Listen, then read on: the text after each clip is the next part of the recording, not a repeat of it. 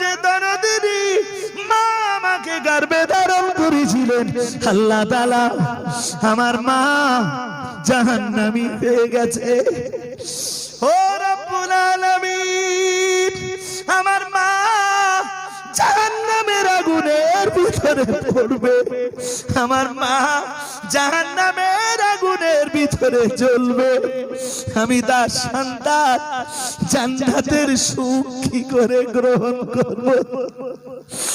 রব্বুল আলামিন, আমি জানি আমার মায়ের ভিতরে অপরাধ ছিল, আমার মায়ের ভিতরে গোনা ছিল, আমার মায়ের ভিতরে ত্রুটি বিচ্যুতি ছিল, কিন্তু আমি এটাও জানি আমার মায়ের ভিতরে ঈমানটুকু ছিল।